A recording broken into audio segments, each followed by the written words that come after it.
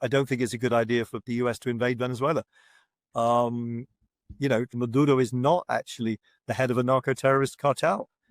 I said this loud and clear, to such an extent that the criticism I'm getting and the abuse on social media that I'm getting is coming from the opposition people, not the government.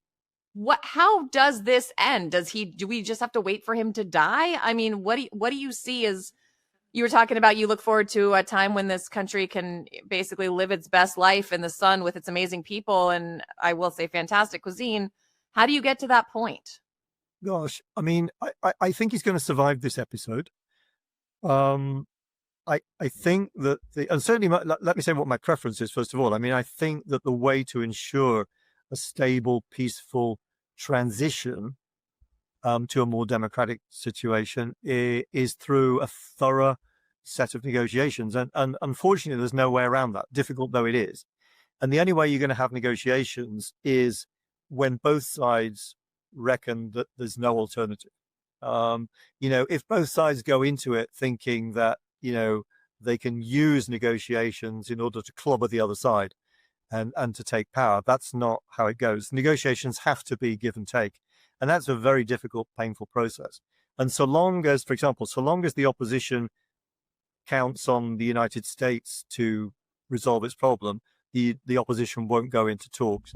And so long as Maduro thinks that he's better off sticking to what he's got at the moment rather than negotiating any kind of exit, then he won't negotiate, or when he does, it'll only be to buy time. Sometimes, of course, what happens is that the geopolitical situation changes and the external conditions become unfavorable to dictatorship, and that's what causes dictatorships to fade away or to negotiate their exit. Sometimes it comes about because the people in power get old and die, and they haven't prepared any generational relief, any new generation to take over. But it is very, very difficult to predict. I always say whenever anybody, I suppose it's a kind of it's a sort of a get out of jail free card. But I always say, well, there's always an X factor that nobody's even thought of. And I used to say this about when is Chavez's government going to come to an end? And I say, because of something that you haven't even thought of. Well, how did it end? He got cancer. It came completely out of the blue. Nobody expected it. Of course, we then thought Maduro wouldn't last 6 months, and here he is 12 years later. Well, I think it's going to end. I'm not an expert, but I think it's going to end. I think it's going to end badly.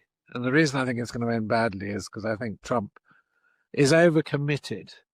You can't put all that kit off the coast of Venezuela and then go home with your tail between your legs, leaving Maduro in power. So my expectation is something is going to happen. What exactly and what the consequences will be, well, very, very hard to predict. And I think, Phil, I share your uncertainty about power vacuums after regimes are deposed.